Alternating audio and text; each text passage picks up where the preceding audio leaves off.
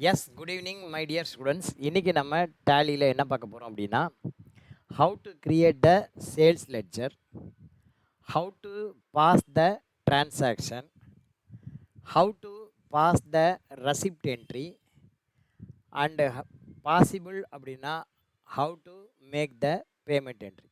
இது வரைக்கும் பார்க்க போகிறோம். அதுக்கு முன்னாடி டேலியில் இந்த ரிப்போர்ட்டை பற்றி கொஞ்சம் பார்த்துடலாம். டேலியில் போங்க, gateway of Tally. Gateway of Tally மொத்தம் 3 பார்ட்டு.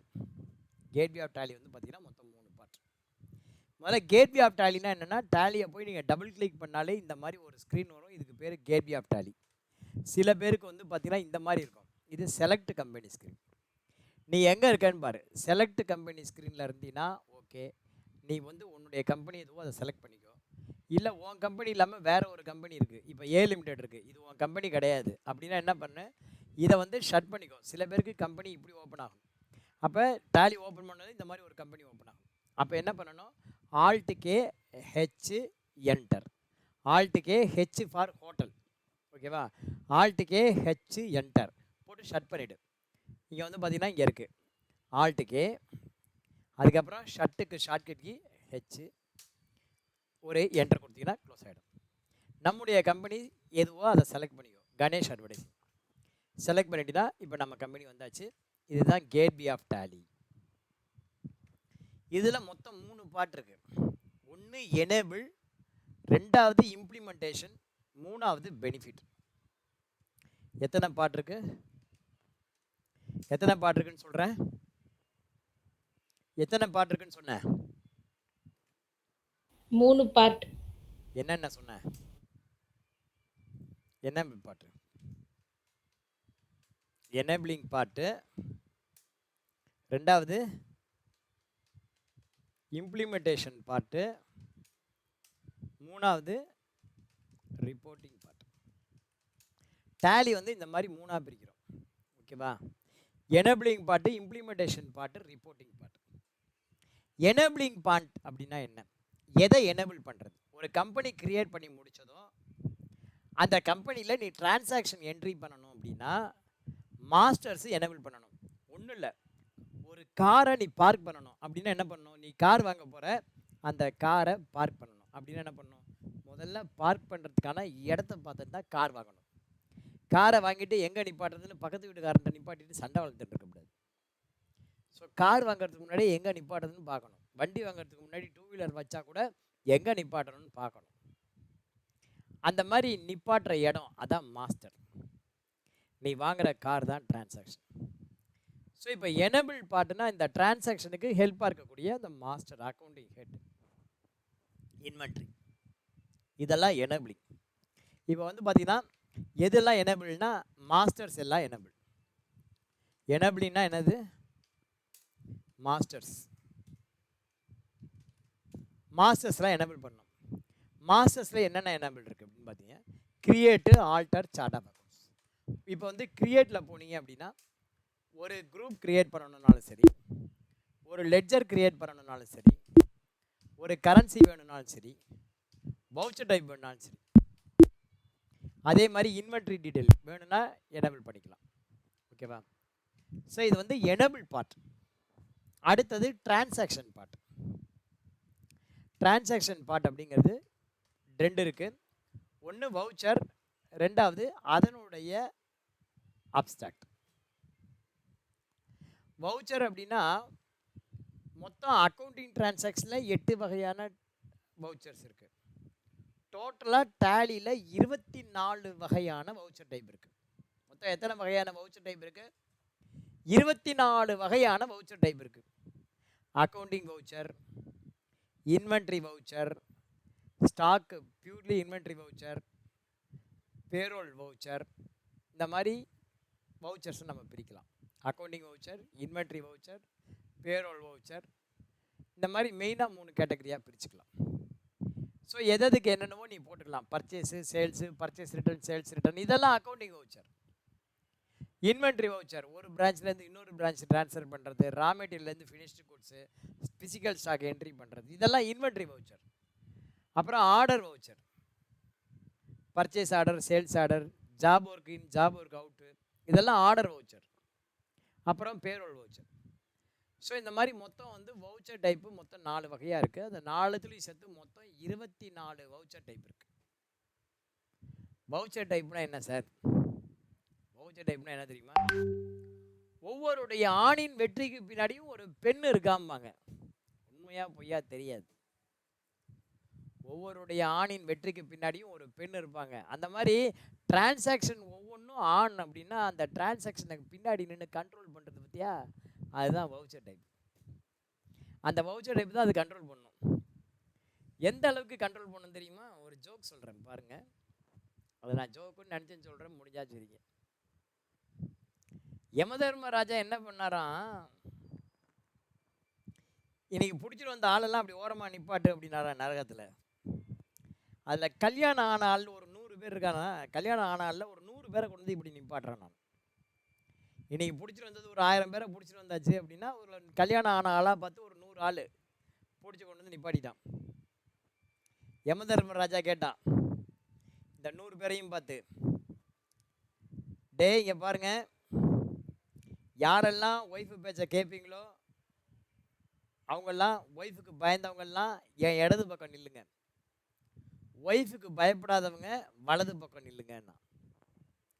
ஒய்ஃபுக்கு பயந்தவங்கெல்லாம் இடது பக்கம் நில்லு, பயப்படாதவன் வலது பக்கம் நில்லுன்னா.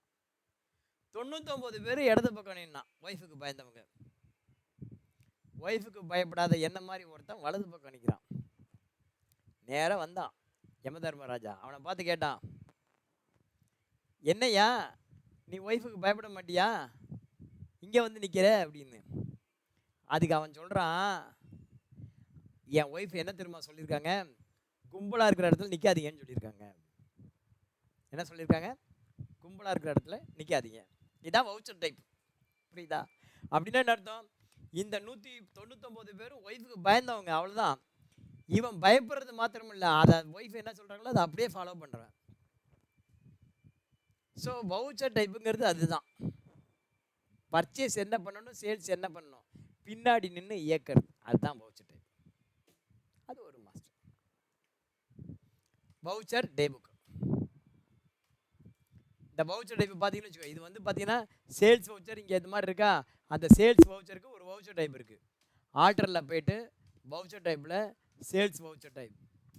இங்கே வந்து பார்த்தீங்கன்னா நம்பர் வந்து ஆட்டோமேட்டிக் இருக்குது. ஆட்டோமேட்டிக் வேண்டாம், மேனுவல் வேணும் அப்படின்னு நினச்சோன்னு வச்சுக்கோ, இப்போ போய் சேல்ஸ் வவுச்சரில் போட்டிங்கன்னா சீரியல் நம்பர் வராது. எனக்கு சீரியல் நம்பர் வேணும், கண்ட்ரோல் அங்கே இருக்குது, சுவிட்சு மெயின். ஆர்டரில் போய்ட்டு வவுச்சர் டைப்பில் சேல்ஸில் போய்ட்டு எனக்கு வந்து ஆட்டோமேட்டிக் வேணும் அப்படின்னு வச்சுக்கோ, அங்கே போய் இப்போ போய் பார்த்தீங்கன்னா ஆட்டோமேட்டிக் நம்பர் வந்துடும். இப்போ வவுச்சர் டைப்னா என்னன்னு புரிஞ்சு போச்சா? வவுச்சர்னா என்ன, வவுச்சர் டைப்னா என்ன? வவுச்சர் டைப்புங்கிறது கண்ட்ரோல் ஆக்டிவிட்டி. வவுச்சர் வேற, வவுச்சர் டைப் வேற. ஸோ முதல்ல நம்ம என்ன பார்த்தோம்? Enabling part. ரெண்டாவது அதை செயல்படுத்தக்கூடிய implementation part. Purchase, purchase return, sales, sales return, receipt, payment, contra, இந்த மாதிரி. அடுத்தது இம்ப்ளிமெண்ட் பண்ணாச்சு. இம்ப்ளிமெண்ட் பண்ணினதுக்கப்புறம் அதனுடைய பெனிஃபிட்டை பார்க்கணும். எந்த ஒரு வேலை பண்ணினாலும் அதோடைய பெனிஃபிட் எப்படி இருக்குன்னு பார்க்கணும். என்ன பண்ணணும்? வேலை பண்ணினா பெனிஃபிட்டு. இப்போ நானே இருக்க ராமகிருஷ்ணா மிஷன் ஸ்டூடெண்ட்ஸ் ரூமில் கிளாஸ் எடுக்கிறேன். ஆன்லைன் கிளாஸ் எடுத்து முடிச்சு அதோட விட்டுருவோமா? மாதம் ஒரு வாட்டி எக்ஸாம் வச்சு உங்களை நீங்கள் எந்தளவுக்கு படிச்சிருக்கீங்கன்னு சொல்லி நம்ம வேல்யூ பண்ணுவோம். கடைசியாக வந்து பார்த்திங்கன்னா டேலியில் ஃபைனல் எக்ஸாம் வச்சு அதுலேயும் சர்டிஃபிகேட் வாங்கணும், மார்க் வாங்கணும். அப்போ தான் நம்ம சர்டிஃபிகேட் தருவோம். ஸோ இந்த மாதிரி வேல்யூ ரிப்போர்ட்டிங்கோட முடியணும். எந்த ஒரு டேலியில் அந்த மாதிரி என்ன ரிப்போர்ட் இருக்குது அப்படின்னா, மெயினாக வந்து ரிப்போர்ட்டிங் பார்ட்டில் இங்கே வந்து பார்த்திங்கன்னா பேலன்ஸ் ஷீட்டுங்கிறது ஒரு ரிப்போர்ட்டு, P&L ஒரு ரிப்போர்ட்டு, ரேஷியோ ஒரு ரிப்போர்ட்டு, அதுக்கப்புறம் வேறு எதாவது ஒன்றா டிஸ்பிளேல போகணும். பேலன்ஸ் ஷீட் அப்படிங்கிறது ஒரு பர்டிகுலர் டேட்டில் பணம் எப்படி வந்தது, அது என்னவா இருக்குது. P&L அப்படிங்கிறது ஓப்பனிங் ஸ்டாக்கு, பர்ச்சேஸு, சேல்ஸ் அதெல்லாம் வரும். ரேஷியோ அனாலிசிஸ் அப்படிங்கிறது ஒரு கம்பெனியுடைய பர்ஃபார்மன்ஸை பற்றி தெரிஞ்சுக்கிறதுக்கு. There must be a standard. ஒரு ஸ்டாண்டர்ட் இருக்கும், ஒரு ஆக்சுவல் இருக்கும். அந்த ஸ்டாண்டர்டையும் ஆக்சுவலையும் கம்பேர் பண்ணி ஒரு டெசிஷன் நமக்கு ஃபேவரா அன்ஃபேவரா அப்படின்னு பார்க்குறது ரேஷியோ அனாலிசிஸ். இது இல்லாமல் பெனிஃபிட் வந்து எப்படி பார்க்கலாம்? இப்போ பேலன்ஸ் ஷீட்டில் பார்த்துட்டேன். அதை என்னென்ன மெத்தடில் வெளில எடுத்து பார்க்கலாம். இந்த பெனிஃபிட்டை வந்து ரிப்போர்ட்டில் பார்க்குறோம். Balance sheet, P&L, ratio, stock summary இருந்தால் ஸ்டாக் சம்மரி. இதுக்கப்புறம் மேலே போனீங்கன்னா டிஸ்பிளே மோர் ரிப்போர்ட். இதுக்கப்புறமும் உனக்கு ரிப்போர்ட் வேணும் அப்படின்னா ட்ரையல் பேலன்ஸ். ட்ரையல் பேலன்ஸுங்கிறது எந்த லெட்ஜர்லாம் பேலன்ஸ் இருக்கோ அந்த லெட்ஜர் எல்லாம் under one roof, chart of accounts மாதிரி. ட்ரையல் பேலன்ஸ் அப்படிங்கிறது it is a statement, it is not a financial statement. It is a statement prepared to check the arithmetic accuracy whether both debit and credit are getting tallied. Trial பேலன்ஸுங்கிறது என்ன? அது ஒரு statement. எதுக்காக தயார் பண்ணுறோம்? ஒரு கம்பெனியில் ப்ராசஸ் ஆஃப் அக்கௌண்டிங்கில் டே புக்கு, லெட்ஜர், அக்கௌண்ட்டை போஸ்ட் பண்ணி ட்ரையல் பேலன்ஸ் ப்ரிப்பேர் பண்ணுவோம். அந்த ட்ரையல் பேலன்ஸை ப்ரிப்பேர் பண்ணதுக்கப்புறம் ட்ரையல் பேலன்ஸு டேலி ஆனால் தான் profit and loss account balance ஷீட்டுக்கு போகணும், இல்லைனா போகக்கூடாது. பட் டேலியை பொறுத்த வரைக்கும் ஆட்டோமேட்டிக்காக ட்ரையல் பேலன்ஸு டேலி ஆகிடும், பயப்பட வேண்டாம். அடுத்தது டே புக். டே புக்கு அப்படிங்கிறது மெயின் புக்கு. டே புக்கை தவிர பாக்கி எல்லா புக்குமே சப்சிடரி புக்ஸ் தான். புரியுதா? டே புக் அப்படிங்கிறது மெயின் புக்கு. டே புக்கை தவிர மற்ற எல்லா புக்கும் சப்சிடரி புக்ஸ். டே புக்குனா எல்லா டிரான்சாக்ஷனையும் வரிசை கிரமமாக எழுதக்கூடிய ஒரு புக்கு. எடுத்த உடனே முதல்ல பர்ச்சேஸு, அப்புறம் சேல்ஸு, அப்படிலாம் கிடையாது. எடுத்த உடனே சேல்ஸ் ரிட்டனா, கடையை திறந்த உடனே ஒருத்தர் ரிட்டர்ன் எடுத்துன்னு வரான். மொதல் என்ட்ரியே sales return, first sales return. அதுக்கப்புறம் நீ ரிட்டர்ன் பண்ணுற பர்ச்சேஸ் ரிட்டர்ன். அதுக்கப்புறம் எவனுக்கோ பேமெண்ட் பண்ணுற பேமெண்ட்டு. அதுக்கப்புறம் receipt. First in first out, FIFO method மாதிரி என்ன ஆர்டரில் ஒவ்வொரு டிரான்சாக்ஷனும் நடக்குதோ அந்த ஆர்டரில் டெபிட்டு கிரெடிட்டுன்னு எழுதிட்டே வர்றது தான் டே புக். அந்த டே புக்கை நம்ம டோட்டல் பண்ணுவோம்னா டோட்டல் பண்ண மாட்டோம், டோட்டல் பண்ணவும் கூடாது. டோட்டல் பண்ணினாலும் பிரயோஜனம் இல்லை. கிளியரா? ஸோ டே புக்கில் ஒவ்வொரு டிரான்சாக்ஷனையும் வந்திருக்குன்னு முதல்ல ரெக்கார்ட் பண்ணுவோம், அவ்வளோதான். அதோட முடிஞ்சு போச்சு டே புக்கோட வேலை. அந்த டே புக்லேருந்து நம்ம என்ன பண்ணுவோம்? லெட்ஜரில் எடுத்து போஸ்ட் பண்ணுவோம். லெட்ஜரில் வந்து பார்த்தீங்கன்னா நிறைய சப்சிடரி லெட்ஜர் இருக்குது. என்னென்ன சப்சிடரி லெட்ஜர் இருக்குது அப்படின்னா cash book, bank book, purchase register, sales register, debtor register, creditor register, general register, இந்த மாதிரி இருக்கும். எல்லாத்தையும் சேர்த்து நம்ம போஸ்டிங் போட்டு அக்கௌண்ட்டை க்ளோஸ் பண்ணுவோம். க்ளோஸ் பண்ணி டிபி எடுப்போம், ட்ரையல் பேலன்ஸ். அந்த ட்ரையல் பேலன்ஸுக்கு டேலி ஆகணும். டேலி ஆகிடுச்சுன்னா P&L போக வேண்டியது, P&L பேலன்ஸ் ஷீட் போக வேண்டியது, பேலன்ஸ் ஷீட் P&Lலேருந்து net profit or net loss to be transfer to the balance sheet. அவ்வளோதான், முடிஞ்சு போச்சு ஃபைனல் அக்கௌண்ட். அடுத்தது கேஷ் ஃப்ளோ. கேஷ் ஃப்ளோ அப்படிங்கிறது ஒரு ஃபினான்ஷியல் ஸ்டேட்மெண்ட். கேஷ் ஃப்ளோ எப்படி ஃபினான்ஷியல் ஸ்டேட்மெண்ட் ஆகும்? ஒன்றும் இல்லை, காலம்பரை என் சட்டப்பையில் 100 ரூபா இருந்தது. எவ்வளோ இருந்தது என் சட்டப்பையில்? 100 ரூபா இருந்தது. என் ஒய்ஃப் வந்து என்ன பண்ணாங்க, ஒரு 500 ரூபா கொடுத்தாங்க. இப்போ என்கிட்ட எவ்வளோ இருக்குது? 600 ரூபா இருக்குது. 200 ரூபாய்க்கு பெட்ரோல் போட்டேன். எவ்வளோக்கு போட்டேன்? 200 ரூபாய்க்கு பெட்ரோல் போட்டேன். ஒரு 200 ரூபா சாப்பிட்டுட்டேன். ஓகேவா? 200 ரூபா பெட்ரோல் போட்டேன், 200 ரூபா சாப்பிட்டேன். வரும்போது ஒரு 100 ரூபா 150 ரூபாய்க்கு நான் பிடிச்சிட்டு வந்துட்டேன். 600 ரூபாயில் 550 ரூபா செலவு பண்ணிட்டேன். என் கையில் இப்போ 50 ரூபா தான் இருக்குது. ஓப்பனிங் எவ்வளோ இருந்தது? 100 ரூபா இருந்தது. அதுக்கப்புறம் 500 ரூபா வந்தது. மொத்தம் எவ்வளவு? 600 ஆச்சு. செலவு எவ்வளோ பண்ணியிருக்கேன்? 550 பண்ணியிருக்கேன். க்ளோசிங் பேலன்ஸ் எவ்வளவு? 50 ரூபா. ஓப்பனிங் 100 ரூபா, உள்ளே வந்து போனது போக மிச்சம் இருக்கிறது 50 ரூபா. இப்போ எனக்கு கேஷ் வந்து உள்ளே வந்திருக்கா வெளியில் போனிருக்கா? எது வந்து அதிகம்? கேஷ் இன்ஃப்ளோ அதிகமாக, கேஷ் அவுட்ஃப்ளோ அதிகமாக? சாரி, டோட்டலாக கேஷ் இன்ஃப்ளோவா கேஷ் அவுட்ஃப்ளோவா என்னன்னு சொல்லணும். நெட்டு கேஷ் இன்ஃப்ளோ அல்லது நெட்டு கேஷ் அவுட்ஃப்ளோ. அதாவது வந்ததை விட போனது அதிகமாக, போனதை விட வந்தது அதிகமாக. எப்படி கண்டுபிடிக்கிறது? ஒன்றும் இல்லை, ஓப்பனிங் பேலன்ஸில் எவ்வளோ இருந்ததுன்னு பாரு, 100 ரூபா. க்ளோசிங் பேலன்ஸில் எவ்வளோ இருக்குன்னு பாரு, 50 ரூபா. அப்போ கை விட்டு போயிடுச்சுன்னு அர்த்தம். 50 ரூபா கை விட்டு போயிடுச்சு. அப்போ கேஷ் அவுட்ஃப்ளோ 50 ரூபா, அவ்வளோதான். இதே தான் ஒரு கம்பெனிக்கு. ஓப்பனிங்கில் 1 லட்சம் இருக்குது.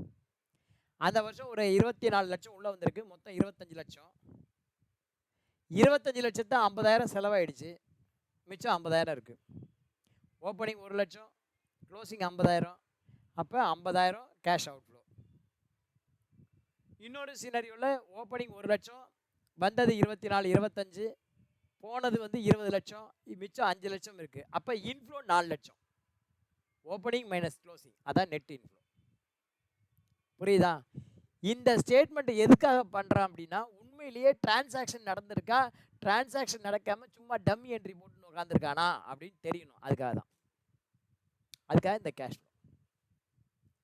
ஃபண்ட் ஃப்ளோ ஸ்டேட்மெண்ட் அப்படிங்கிறது ஃபண்டு எவ்வளோ உள்ளே வந்திருக்கு, ஃபண்டு எவ்வளோ வெளில போயிருக்கு, நெட்டு ஃபண்டு இன்ஃப்ளோவா அவுட்ஃப்ளோவா, உண்மையிலேயே பிஸ்னஸ் நடக்குதா அப்படிங்கிறது, ஆப்ரேட் ஆகிட்டு இருக்கா. அதுக்கப்புறம் பார்த்தீங்கன்னா அக்கௌண்ட்ஸ் புக்கு அதனுடைய ஸ்டேட்மெண்ட், இன்வென்ட்ரி புக்கு அதோடைய ஸ்டேட்மெண்ட்டு, அக்கௌண்ட்ஸ் புக்கு அதனுடைய ஸ்டேட்மெண்ட்டு. அக்கௌண்ட்ஸ் புக்குனா என்னென்னலாம் அக்கௌண்ட்ஸ் புக்கில் வருது, அதனுடைய ஸ்டேட்மெண்ட்னா ஸ்டேட்மெண்ட்டில் என்னென்னலாம் வருது. இப்போ அக்கௌண்ட்ஸ் புக்கில் ஓப்பன் பண்ணினா எடுத்த உடனே கேஷ் புக்கு, அடுத்தது லெட்ஜர். எடுத்த உடனே என்ன இருக்குது, கேஷ் புக். கேஷ் புக்கில் கேஷு, பேங்க்கு, சம்மரி. இதில் 1.35 இருக்குது, இதில் 23.41 இருக்குது, இங்கே 76.46 நம்ம தரணும், கிரெடிட் பேலன்ஸ். அடுத்தது லெட்ஜர். லெட்ஜரில் எந்த லெட்ஜரை வேணாலும் ஓப்பன் பண்ணலாம். இப்போ வந்து பார்த்தீங்கன்னா Abhishek agency, Abirami and co, at a டைமில் ஒரு லெட்ஜர் தான் ஓப்பன் பண்ணி பார்க்க முடியும். அட் ஏ டைமில் ஒரு லெட்ஜர் தான் பார்க்க முடியும். அடுத்தது குரூப் சம்மரி, குரூப் வவுச்சர்.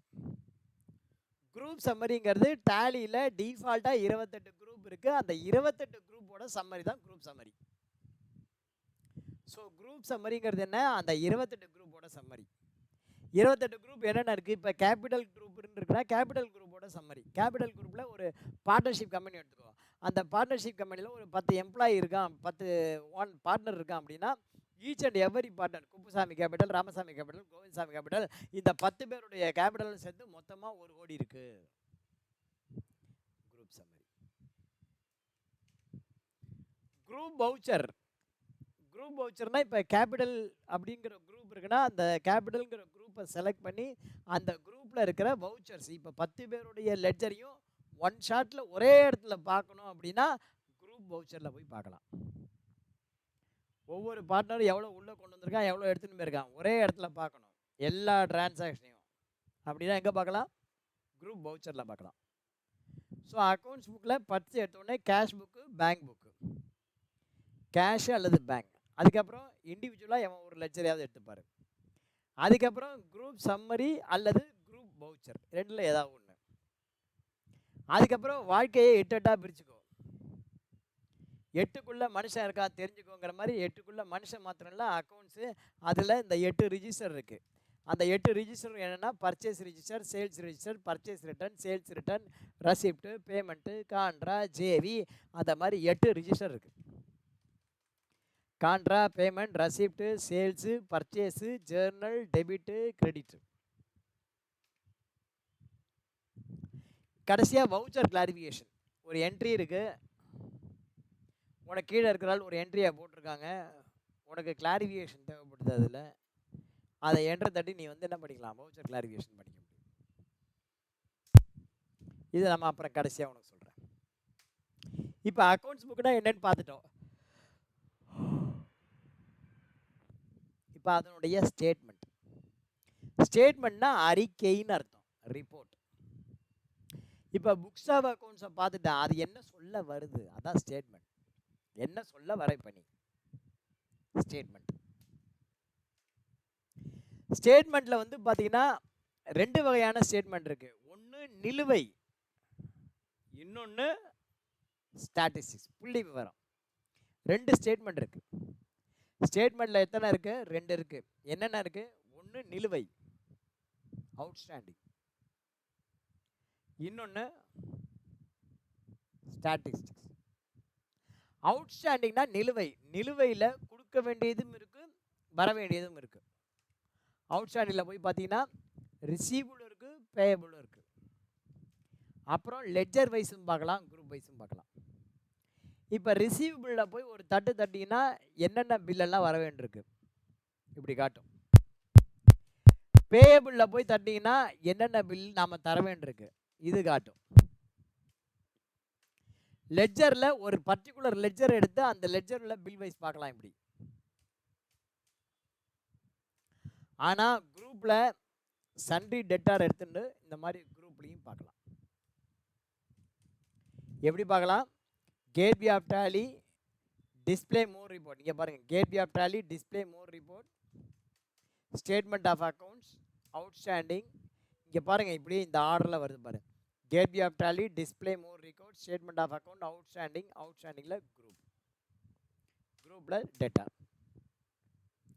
88,79,000 வர வேண்டியிருக்கு. 4,28,000 நம்மள்கிட்ட என்னவா இருக்கு நாம தரணும், கிரெடிட் பேலன்ஸில் இருக்கு. இதில் பார்த்தீங்கன்னா இங்கே பாருங்க, F8 F6 ledger wise bill ageing method. முதல்ல லெட்ஜர் வைஸ் பில் வைஸ் பார்ப்போம். லெட்ஜர் வைஸ் பில் வைஸ் அப்படின்னா என்ன? இப்போ நந்திதா இருக்காங்க, அவங்களுக்கு நான் ஒரு 10 லட்ச ரூபா நந்திதா எனக்கு தர வேண்டியிருக்கு. அவங்களுக்கு ஒரு 5 பில் சேல்ஸ் பண்ணியிருக்கேன். முதல் பில்லு 2 லட்சம், ரெண்டாவது பில்லு 2,4 லட்சம், மூணாவது பில்லு 50,000, நாலாவது பில்லு 75,000. நந்திதாவுக்கு ஃபோன் பண்ணி கேட்குறேன், அம்மா ஒரு 10 லட்சம் நீங்கள் பணம் கொடுக்க வேண்டியிருக்கு. உடனே அவங்க கேட்குறாங்க, என்னென்ன பில்லுக்கு எவ்வளோ சார் அமௌண்ட்டு, நான் என்னென்ன பில் பெண்டிங் வச்சுருக்கேன் கரெக்டாக சொல்லுங்கள் கணக்கு அப்படிங்கிறான்.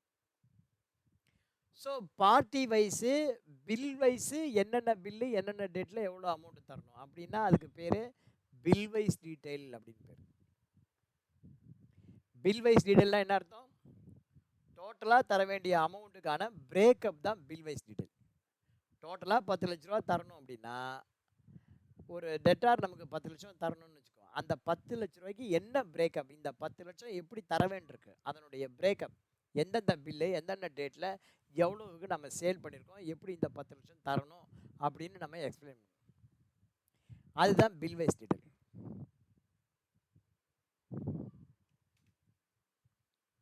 அதுக்கு என்ன பண்ணணும்? இங்கே F8 இருக்குல்ல, F8 ப்ரெஸ் பண்ணால் உனக்கு பில் வைஸ் வரும், இந்த மாதிரி வரும். இப்போ அபிஷேக் ஏஜென்சி எடுத்திங்கன்னா மொத்தம் 6,04,000 தரணும். என்னென்ன பில்லுக்கு? இந்த பில்லு இந்த பில்லு இந்த பில் இப்படி தரணும். அபிராமி என்கொடுத்தா 6,43 தரணும். இந்த பில்லு இந்த பில்லு இந்த பில் தரணும்.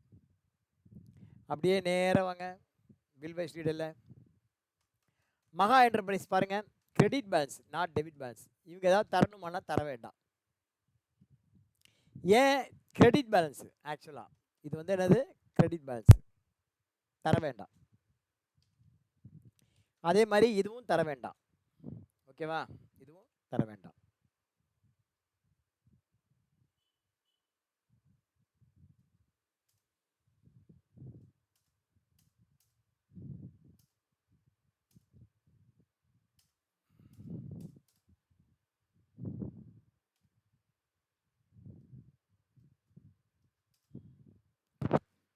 இதுக்கு பேர் என்ன அப்படின்னா பில் வைஸ் டீட்டெயில். டோட்டலாக எனக்கு தர வேண்டிய டேட்டாஸ், டோட்டலோடைய என்னுடைய டேட்டாஸ் லிஸ்ட்டில் யார் யார் தர வேண்டியிருக்கு, என்னென்ன பில்லுக்கு தர வேண்டியிருக்கு, இது பில் வைஸ் டீட்டெயில். அடுத்தது ஏஜிங் அனாலிசிஸ்.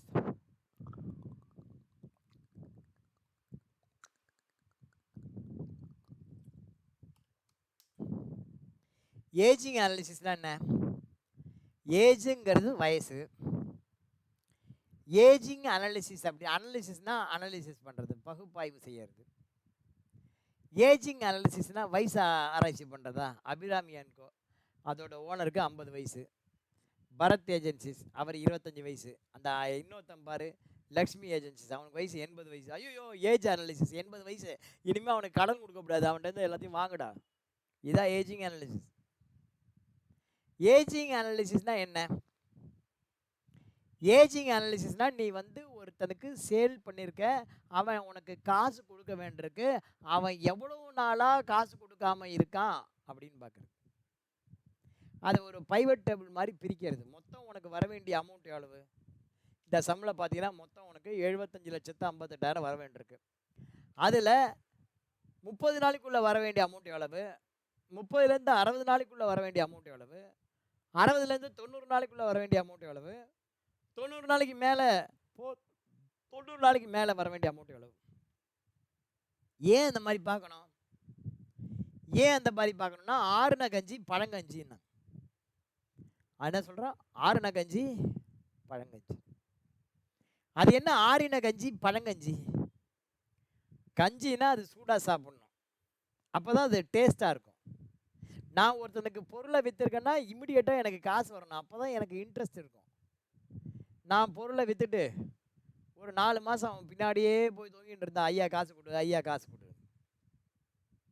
அவன்கிட்டேருந்து வருமா, உடனே வந்தால் வந்துடும்.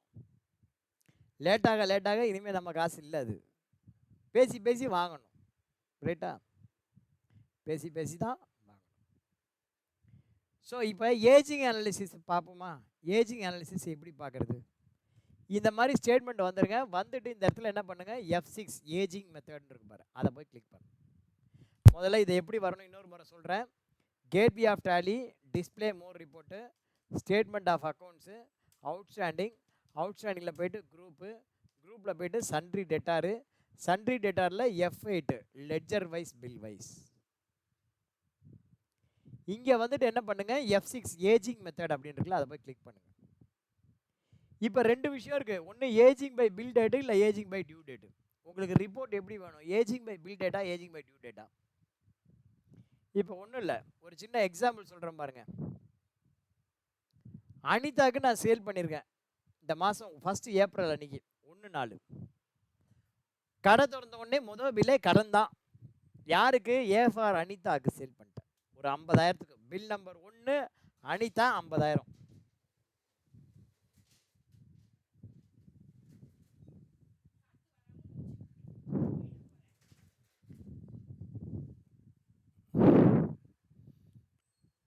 மனைவி அவர்கள் வந்து விட்டார்கள். இருக்க நீங்க வா, கதவை திறந்துட்டு இப்படி உட்காருமா, பக்கத்தில் உட்காரு. சரி நான் உன்னை விரட்டவே இல்லைம்மா, நான் விரட்டினேன், நான் இல்லை விரட்டி விட்டேங்கிறாங்க. நானே பயந்துட்டு உட்காந்துருக்கேன். நான் 100ல் 1டி, 199 ஒன்றும் கிடையாது.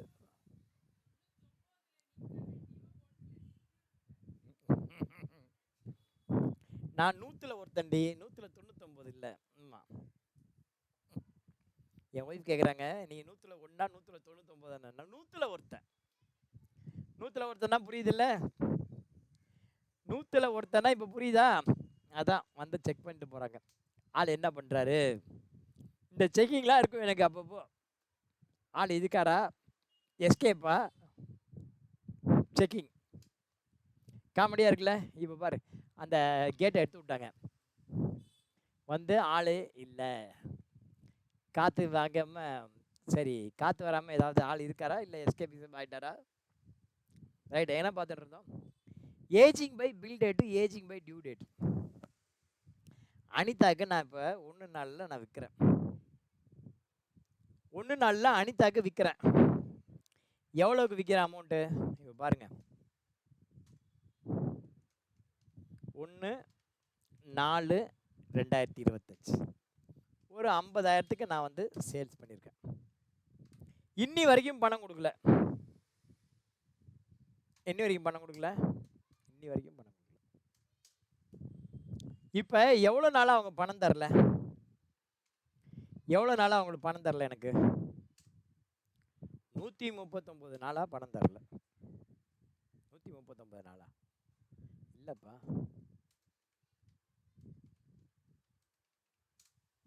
52 நாளாக தரல. எக்ஸலில் ஃபஸ்ட்டு மந்த்து அப்புறம் டேட்டு 52 நாளாக பணம் தரல. ஏப்ரல் மாதத்தில் 30 நாள், மே மாதம் 23 நாள், மொத்தம் 52 நாள், 53 நாளாக காசு தரல. நான் அனிதாவுக்கு ஃபோன் பண்ணி கேட்குறேன், கேட்கும்போது எப்படி கேட்டால் நல்லாயிருக்கும் நீங்களே சொல்லுங்கள். அனிதா மேடம், உங்களுக்கு வந்து பார்த்திங்கன்னா நான் 30 நாள் கிரெடிட் கொடுத்துருக்கேன், கிரெடிட் டேஸ் 30 நாள், கிரெடிட் டேஸ் முடிஞ்சு உங்களுக்கு 22 நாள் ஆகிடுச்சு, அந்த 50,000 பேமெண்ட்டை கொடுங்க.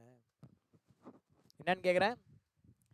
அனிதா மேடம், இந்த மாதிரி உங்களுக்கு நான் ஒரு சேல்ஸ் பண்ணினேன் 50,000க்கு 1 ஏப்ரல் அன்றைக்கி, 30 நாள் கிரெடிட்டு, அந்த 30 நாள் கிரெடிட் முடிஞ்சு போச்சு, முடிஞ்சு போய் 22 நாள் ஆச்சு, அந்த பேமெண்ட்டை கொஞ்சம் கொடுங்க அப்படின்னு சொல்லி கேட்குறேன்.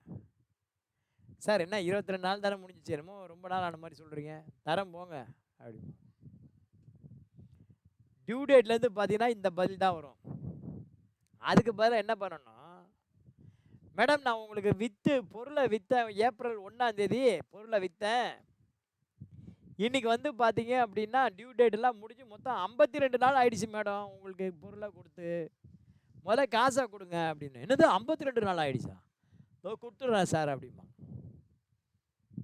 இதோ கொடுத்துட்றேன் சார். அப்போ ஒருத்தரை பயமுறுத்தணும்னா என்ன பண்ணணும், பில் டேட்லேருந்து கணக்கு பார்க்கணும். ஒருத்தனை பயமுறுத்தி பணம் கேட்கணும் என்ன பண்ணணும், பில் டேட்லேருந்து பார்க்கணும். ஏரா இப்போ ஏஜிங் பை பில் டேட்டுக்கும் ஏஜிங் பை டியூ டேட்டுக்கும் வித்தியாசம் தெரியுதா? அப்போ நம்ம பணம் கேட்கும்போது நம்ம என்ன பண்ணணும், கடன் கொடுத்த நாள்லேருந்து இவ்வளோ நாள் ஆச்சுன்னு சொல்லி கேட்கணும். டியூ டேட்லேருந்து இவ்வளோ நாள் ஆச்சுனாக்கா இன்னும் கொஞ்சம் 10 நாள் ஆகட்டும்பாங்க. கடன் கொடுத்த டேட்லேருந்து அப்படி கேட்கணும். ரைட்டா? மீனிங் புரியுதா? இப்போ மீனிங் புரிஞ்சவங்க தம்ப் இம்ப்ரெஷன் போர்டு. மெத்தட் ஆஃப் ஏஜிங்கில் ageing by bill date. Okay, very good. புரிஞ்சா ரைட்டு. புரிஞ்சவங்க ராமகிருஷ்ணா மிஷனோட டாலி ஸ்டூடெண்ட். இப்போ ஏஜிங் பை பில் டேட்டில் என்னம்மா டவுட்டு சொல்லுமா? யாரோ கை உயர்த்தினீங்களா, என்ன இது? இது தம்ப் இம்ப்ரெஷனுக்கு பதிலாக மாற்றி போட்டு சார். நீ கையை தூக்கினா டவுட்டுன்னு நினச்சி கேட்டேன். இப்போ பார்த்தீங்கன்னா எனக்கு ரிப்போர்ட் எப்படி வரணும் அப்படின்னா, 30 நாளைக்குள்ளே வர வேண்டிய அமௌண்ட் எவ்வளவு, 30 to 60 நாள் எவ்வளவு, 60 to 90 நாள் எவ்வளவு, 90 நாளைக்கு மேலே வர வேண்டியது எவ்வளவு. இப்போ 0 to 30, 30 to 60, 60 to 90, 90க்கு மேலேனா எவ்வளோ நாள் வேணாலும் இருக்கலாம். இப்போ நம்பர் இருக்குது, முழு நம்பரில் இருக்கிறதுலே சின்ன நம்பர் சொல்லுங்கள் அப்படின்னா 1ங்களாம். முழு நம்பர்லேயே இருக்கிறதுலே பெரிய நம்பர் சொல்லுங்கன்னா என்ன நம்பர் சொல்லுவேன்? 4,52,52,66,376. ஏன் அதுக்கு மேலே சொல்ல முடியாதா? 1,76,000 கோடி கோடி கோடி கோடி கோடி சொல்லிகிட்டே இருக்கலாம், சொல்ல முடியாது. அப்போ இன்ஃபினிட்டிவ்னா இந்த இடத்துல 0, அவ்வளோதான். அதுக்கு இன்ஃபினிட்டிவ்க்கு பதிலாக 0. இப்போ இந்த மாதிரி கொடுத்து நீங்கள் அக்செப்ட் பண்ணிங்கன்னா இப்போ உங்களுக்கு டெட்டார் ஏஜிங் அனாலிசிஸில் மொத்தம் வர வேண்டிய அமௌண்ட் 75,000. அதில் 30 நாளைக்குள்ள பேமெண்ட்டு 1,48, 30 to 60 நாள் பேமெண்ட்டு 1,30, 60 to 90 நாள் இவ்வளோ ஒன்றும் வர வேண்டியது இல்லை. 90 நாளைக்கு மேலே வர வேண்டிய பேமெண்ட்டு 78,37. இதுதான் ஏஜிங் அனாலிசிஸ். புரியுதா? ஏஜிங் அனாலிசிஸ்ங்கிறது இதுதான். ஒரு அக்கௌண்டண்ட்டாக நீ என்ன பண்ணணும்னா இந்த மாதிரி ஏஜிங் அனாலிசிஸ் ரிப்போர்ட் எடுக்கணும். எப்போ எடுக்கணும்? ஒவ்வொரு வாரமும் சனிக்கிழமை எடுக்கணும். இந்த ரிப்போர்ட்டை எப்போ எடுக்கணும்? ஒவ்வொரு வாரமும் சனிக்கிழமை இந்த ஏஜிங் ரிப்போர்ட்டை நீ வந்து பிரிண்ட் அவுட் எடுக்கணும். சும்மா வச்சுக்கோ, பிடிஎஃபாக வச்சுட்டு இல்லை மொபைல் ஃபோனில் வச்சுட்டுலாம் பார்த்து பேமெண்ட் கேட்கக்கூடாது. இதை அப்படியே எக்ஸலில் எக்ஸ்போர்ட் பண்ணி அலைன்மெண்ட் பண்ணி பிரிண்ட் அவுட்டாக எடுத்து வச்சுக்கணும். சனிக்கிழமை போகும்போது கடைசி ஒர்க்கு இந்த பிரிண்ட் அவுட் எடுத்து டேபிளில் வச்சுட்டு தான் போகணும்.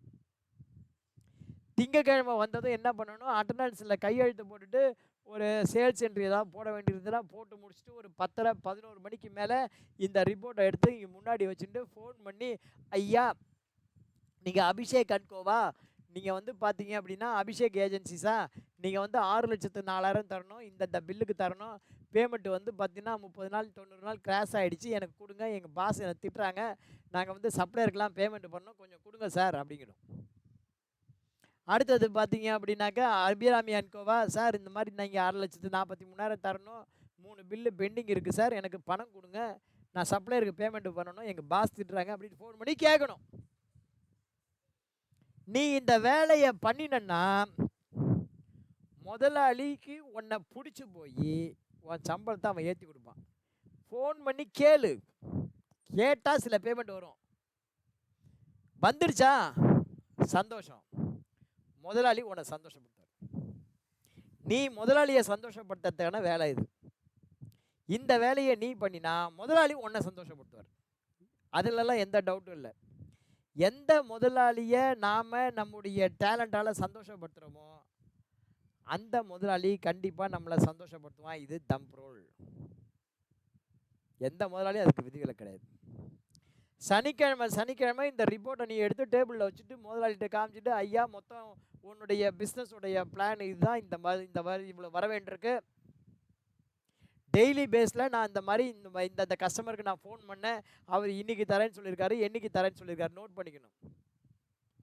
பேமெண்ட் தரேன்னு சொல்கிறேன்னா ஆர்டிஜிஎஸ் வருதா, இது வருதா, ஆர்டிஜிஎஸாக வருது, சில வந்துருச்சு சார், இது வந்துருச்சு, இவன் வந்து நாளைக்கு தரேன்னு இருக்கான், இவன் 2 நாள் கழிச்சு ஆள் அனுப்ப சொல்லியிருக்கான், நம்ம ஆள் அனுப்பிச்சோன்னா செக் வாங்கிட்டு வந்துடலாம். இந்த மாதிரி ரிப்போர்ட் பண்ணணும், ஓனர்கிட்ட பேசணும். டேலி கிளாஸில் கம்முன்னு அப்படியே உட்காந்துருக்கிற மாதிரி உட்காந்துருக்க கூடாது, நல்லா பேசணும், வாத்தியார்கிட்ட பேசுங்க. ரைட்டா? இந்த ரிப்போர்ட்டை எப்படி சார் எடுக்கிறது? எக்ஸலில் நான் எக்ஸ்போர்ட் பண்ணணும். நீங்கள் சொன்னீங்க எக்ஸலில் எக்ஸ்போர்ட் பண்ணி ரிப்போர்ட் எடுத்துடலாம் சார். எப்படி சார் எடுக்கிறது? ஒன்றும் இல்லை, இந்த ரிப்போர்ட்டை முதல்ல நீங்கள் எக்ஸலில் எக்ஸ்போர்ட் பண்ணிடணும். எப்படி எக்ஸ்போர்ட் பண்ணணும்? இங்கே இருந்தபடியே எக்ஸ்போர்ட்டுக்கு என்ன ஷார்ட்கட் கீனா ஆல்டிஇ. ஷார்ட்கட் கீ என்ன? ஆல்டிஇ. அதுக்கப்புறம் என்ன பண்ணணும்? ரிப்போர்ட்டில் பாருங்கள், இப்போ பார்த்துட்டு இருக்கிற ரிப்போர்ட்டை எக்ஸ்போர்ட் பண்ணணும்னா கண்ட்ரோல் இ. இது இல்லாமல் வேறு ஏதாவது ரிப்போர்ட்டு, அதாவது பேலன்ஸ் ஷீட்டோ ப்ராஃபிட் அண்ட் லாஸ் அக்கௌண்ட்டோ அல்லது வேறு ஏதாவது ரிப்போர்ட் பண்ணணும்னா அதர்ஸ். நாம் இப்போ பார்த்துட்டு இருக்கிறத எக்ஸ்போர்ட் பண்ணணுமா இல்லை மற்றதை எக்ஸ்போர்ட் பண்ணணுமா? இப்போ பார்த்துட்டு இருக்கிறத எக்ஸ்போர்ட் பண்ணணும்னா கண்ட்ரோல் இ, மற்றதை எக்ஸ்போர்ட் பண்ணால் என்ன பண்ணணுங்கிற சொல்லணும். இப்போ நம்ம முதல்ல பார்த்துட்டு இருக்கிறத எக்ஸ்போர்ட் பண்ணுவோம், அதுக்கு கண்ட்ரோல் இ. ஸோ எக்ஸ்போர்ட் பண்ண என்ன ஷார்ட்கட் கீ? ஆல்ட் இ, கண்ட்ரோல் இ. கண்ட்ரோல் இ கொடுத்தீங்கன்னா இந்த மாதிரி வரும். இதில் வந்து நிறைய ஃபார்மேட் இருக்குது. நீ 2 விஷயம் இதில் சொல்லணும். ஒன்று, உனக்கு என்ன ஃபார்மேட்டில் வேணும், ரிப்போர்ட் வந்து உனக்கு என்ன ஃபார்மேட்டில் எக்ஸ்போர்ட் பண்ணணும், எந்த இடத்துல எக்ஸ்போர்ட் பண்ணணும், இந்த 2ம் நீ சொல்லணும். நீ என்ன சொல்லணும்? உனக்கு என்ன ஃபார்மேட்டில் வேணும் அதை சொல்லணும், எந்த இடத்துல எக்ஸ்போர்ட் பண்ணணும் அதையும் சொல்லணும். முதல் கேள்வி என்ன ஃபார்மேட்டில் வேணும். என்ன ஃபார்மேட்டில் வேணும்னா என்ன, என்னென்ன ஃபார்மேட்லாம் இருக்குன்னு நீ அடுத்த கேள்வி கேட்கணும். உனக்கு என்ன ஃபார்மேட் வேணும்னா என்னென்ன ஃபார்மேட்லாம் இருக்குது நீ அடுத்த கேள்வி கேட்கணும். அப்போ என்னென்ன ஃபார்மேட்லாம் இருக்குன்னா என்ன பண்ணணும்? இந்த இடத்துல கான்ஃபிகர் பண்ணி ஃபைல் ஃபார்மேட் அப்படின்னு ஒன்று இருக்குது, அந்த ஃபைல் ஃபார்மேட்டை செலக்ட் பண்ணால் டேலியில் என்னென்ன ஃபார்மேட்லாம் இருக்குது அப்படின்னு உனக்கு தெரியும். இங்கே வந்து பார்த்தீங்கன்னா கான்ஃபிகரேஷனில் போயிட்டு ஃபைல் ஃபார்மேட் அப்படின்னு பாருங்கள், எக்ஸ்போர்ட் செட்டிங்கில் இருக்குது. இதெல்லாம் ஃபைல் ஃபார்மேட். அங்கே போய் என்டர் கொடுத்தீங்கன்னா என்னென்ன ஃபார்மேட் இருக்குது அப்படின்னு இருக்குது. இதில் பார்த்தீங்கன்னா என்னென்ன ஃபார்மேட் இருக்குது, மொத்தம் 6-7 ஃபார்மேட் இருக்குது. ASCII கேரக்டர்னா ஒரு எக்ஸல் ஷீட்டில் கமா ஃபுல் ஸ்டாப் எதுவுமே இருக்காது, சுக்குமி லகுதி இப்படின்னு அப்படியே வரிசையாக இருக்கும். அந்த ஃபார்மேட் நமக்கு வேணுமா? வேண்டாம். அடுத்தது எக்ஸல். ஆமாம், எனக்கு இந்த ஃபார்மேட் தான் வேணும். எந்த ஃபார்மேட்டு? எக்ஸல் வேணும். இல்லை சார் HTML, நான் வெப்சைட்டில் பப்ளிஷ் பண்ண போகிறேன், HTML ஃபார்மேட்டில் வேணும். HTMLனா ஹைப்பர் டெக்ஸ்ட் மார்க்அப் லாங்குவேஜ், அதான் HTML, hyper text markup language. Website design பண்ணுறது, அதில் போடுறதுக்கு அந்த ஃபார்மேட். ஜேபிஜி இமேஜ், ஜேபிஜி உங்களுக்கு தெரியும், இமேஜ் ஃபைல். அப்படி PDF, printable document format, PDF அதுவும் வேண்டாம் நமக்கு. எக்ஸ்எம்எல்னா டேட்டா இன்டர்சேஞ்ச். ஏன்னு ஒரு கம்பெனி டேலியில் இருக்குது, பின்னு ஒரு கம்பெனி டேலியில் இருக்குது. இந்த ஏல இருக்கிற நீ கிரியேட் பண்ணின லெட்ஜர், நீ கிரியேட் பண்ண டிரான்சாக்ஷன் இதெல்லாம் பிக்கு வரணும். அப்போ என்ன பண்ணலான்னா இங்கேருந்து மாஸ்டரை எக்ஸ்எம்எல்ல ஆக்கி இங்கே அந்த மாஸ்டரை எக்ஸ்எம்எல்ல உள்ளே வாங்கிக்கலாம், டிரான்சாக்ஷனை எக்ஸ்எம்எல் ஆக்கி டிரான்சாக்ஷனாக உள்ளே வாங்கிக்கலாம். இப்படி முடியும். அந்த ஃபார்மேட் இப்போ நமக்கு இருக்குது. பிரிண்ட் அவுட்டில் பார்த்தீங்கன்னா ஒன்றுமே தெரியாது. ஸோ பெஸ்ட்டு வந்து எக்ஸ்எம்எல் கிடையாது, எக்ஸல் ஃபார்மேட். இப்போ எக்ஸல் ஃபார்மேட் வேணும்னா என்ன பண்ணணும்? எக்ஸலை செலக்ட் பண்ணிக்கோ. ஸோ என்ன ஃபார்மேட் வேணும்? கான்ஃபிகரில் போய்ட்டு ஃபைல் ஃபார்மேட்டில் எக்ஸல் அப்படின்னு செலக்ட் பண்ணிக்கோ. இது நாட் ஓன்லி டேட்டா அனாலிசிஸ், நீ எது வேணாலும் செலக்ட் பண்ணிக்கலாம். ப்ராஃபிட் அண்ட் லாஸ் அக்கௌண்ட்டு,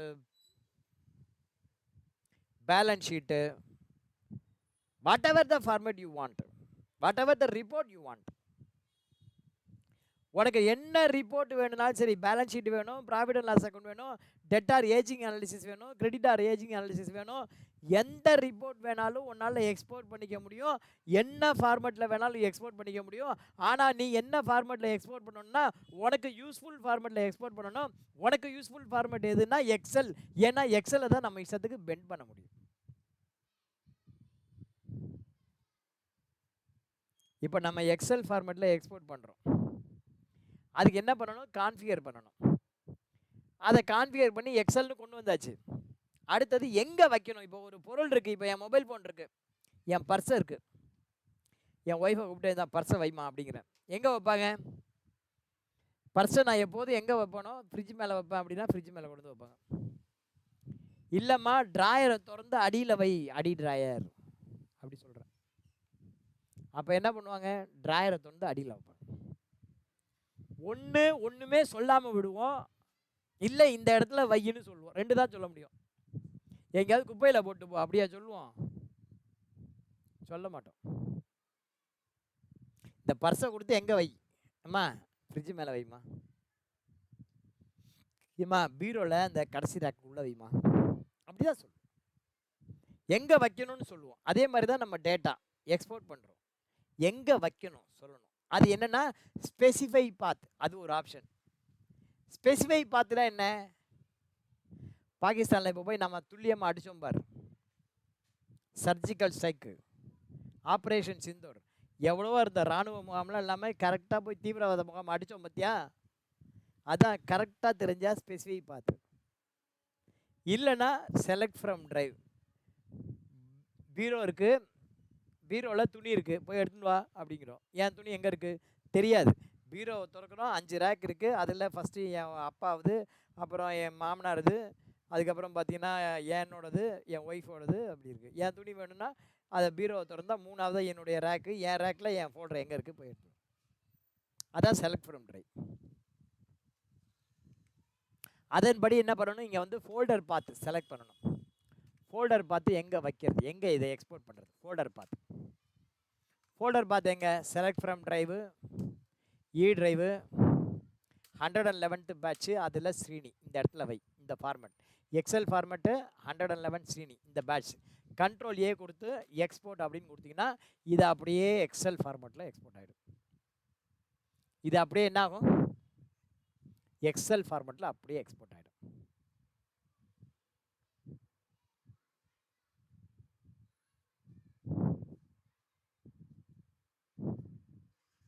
பார்த்தீங்கன்னா இந்த மாதிரி எக்ஸல் ஃபார்மேட்டில் எக்ஸ்போர்ட் ஆகிடும். இப்போ நம்ம இதை போய் பிரிண்ட் ப்ரிவியூ பார்ப்போம். கண்ட்ரோல் பி கொடுத்து ப்ரிவியூ பார்ப்போம். ஒன்று இப்படி வெர்டிக்கல் வரும், இது இப்படி இருக்கிறதுக்கு பதிலாக இப்படி இருந்தால் நல்லாயிருக்கும். அப்போ நிறைய காலம், ஏன்னா இங்கே காலம் மிஸ் ஆகுது. இங்கே பார்த்தீங்கன்னா காலம் வந்து மிஸ் ஆகுது. இங்கே பாருங்க, காலம் மிஸ் ஆகுது. இந்த ரெண்டும் வெளியில் வருது. யாரோடது தெரியுதா? தெரியல. அப்போ என்ன பண்ணலாம்? போர்ட்ரேட்டை போய் லேண்ட்ஸ்கேப், இந்த இடத்துல பாருங்கள் போர்ட்ரேட்னு இருக்குல்ல, அதை போய்ட்டு லேண்ட்ஸ்கேப்புன்னு செலக்ட் பண்ணிக்கும். போர்ட்ரேட்டை போய்ட்டு லேண்ட்ஸ்கேப்புன்னு செலக்ட் பண்ணிக்கும். லேண்ட்ஸ்கேப் செலக்ட் பண்ணால் 6 பேஜ் வருது. இப்போ 6 பேஜ் வரும்.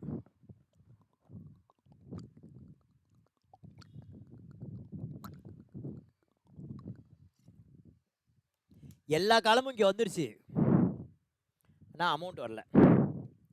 அப்போ என்ன பண்ணலாம்? முதல்ல மார்ஜினில் கை வச்சு பார்ப்போம். மார்ஜினில் போய்ட்டு நேரோ மார்ஜின் கொடுத்து பாருங்க, உள்ளே ஏதாவது வருதான்னு பார்ப்போம். அட்ஜஸ்ட் ஆகுதா? நேரோ மார்ஜின் கொடுத்ததுன்னா ஓரளவு வந்துருச்சு. அப்போ கூட 6 பேஜ் இருக்குது. இந்த இடத்துல பிரிண்ட் ஸ்க்ரீன் போங்க. ஃபிட் ஆல் காலம் அட் 1 பேஜ், ஃபிட் ஆல் காலம் ஆன் 1 பேஜ். இதில் ஃபிட் ஆல் காலம் ஆன் 1 பேஜ் அதை பிடிச்சி செலக்ட் பண்ணுங்கள். செலக்ட் பண்ணினா இப்போ 3 பேஜ் ஆகிடும் பாரு. 3 பேஜ் ஆயிடுச்சு. இப்போ எல்லா பேஜும் வந்தாச்சு. முதல் பேஜ் டேட்டு, ரெஃபரன்ஸ் நம்பர் எல்லாம் இருக்குது. ஆனால் 2வது பேஜில் பாருங்கள், 2வது பேஜில் டைட்டில் காணும். 3வது பேஜ் பாருங்க, டைட்டிலை காணும். மொதல் பேஜ் நம்ம முகம் மாதிரி இருக்கு.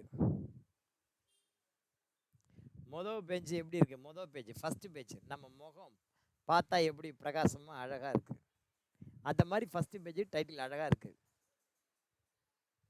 2வது பேஜும் 3வது பேஜும் எப்படி தெரியுமா இருக்கு? கிராமத்தில் சொல்லுவாங்க முகர கட்டையா பாரு அப்படிம்பாங்க.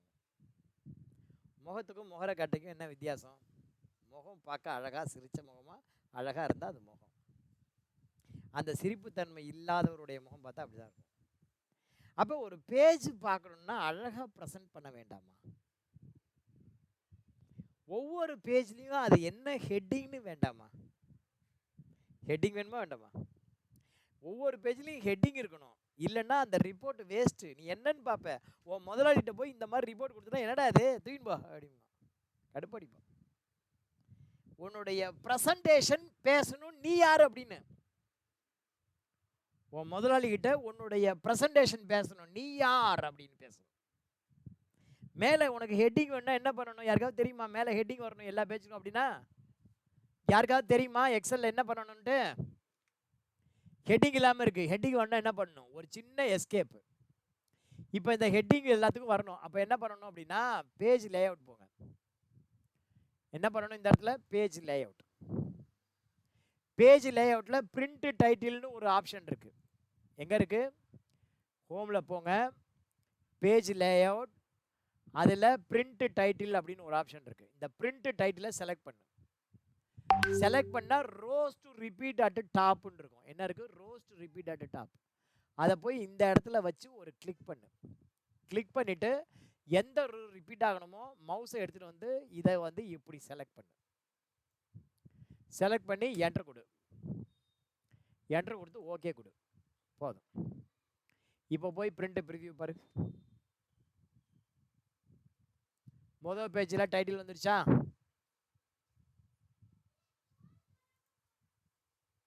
ரெண்டாவது பேஜில் டைட்டில் வந்துருச்சா? 3வது பேஜில் டைட்டில் வந்துருச்சா?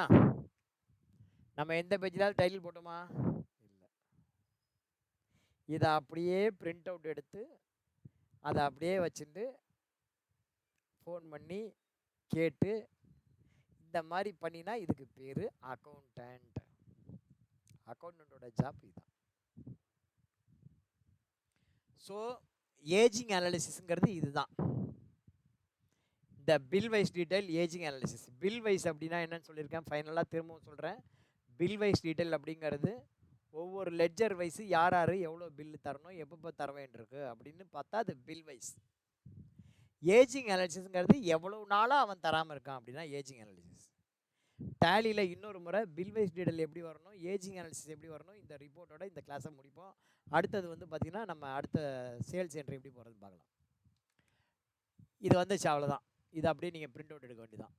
ஏஜிங் அனாலிசிஸும் பில் வைஸும் எப்படி பார்க்கணும்? கேட்வே ஆஃப் டேலியில் வந்து display more report, statement of accounts, அவுட்ஸ்டாண்டிங்கில் குரூப்பை செலக்ட் பண்ணி சன்ட்ரி டெட்டாரில் வந்து F8 ஃபஸ்ட்டு இதை செலக்ட் பண்ணிக்கணும். லெட்ஜர் வைஸ் பில் வைஸு, அதில் போய்ட்டு ஏஜிங் மெத்தட், அப்புறமா ஏஜிங் மெத்தட் செலக்ட் பண்ணி ஏஜிங் பை பில் டேட்டு அல்லது ஏஜிங் பை டியூ டேட்டு ஏதாவது ஒன்று போடுங்க. போட்டுட்டு இப்போ பாருங்கள், இப்போ பில் டேட்லேருந்து 30 நாள், டியூ டேட்லேருந்து 30 நாள், டியூ டேட்லேருந்து இது கணக்காகுது. ஸோ இந்த ரிப்போர்ட்டை நீங்கள் அப்படியே எக்ஸ்போர்ட் பண்ணுங்கள். எக்ஸ்போர்ட் பண்ணுறதுலாம் எப்படின்னு சொல்லிட்டோம், அந்த வீடியோவை பாருங்கள். உங்களுக்கு இந்த வீடியோ பிடிச்சிருந்ததுன்னா லைக் பண்ணுங்கள், ஷேர் பண்ணுங்கள். நம்ம கமெண்ட்டில் உங்களுக்கு என்ன பிடிச்சிருக்கு இல்லை என்ன புரியலங்கிறத போஸ்ட் பண்ணுங்கள், நான் பார்ப்பேன். நன்றி கூறி விடைபெறுவது உங்கள் டாலி சீனிவாசன். தேங்க்யூ. பை.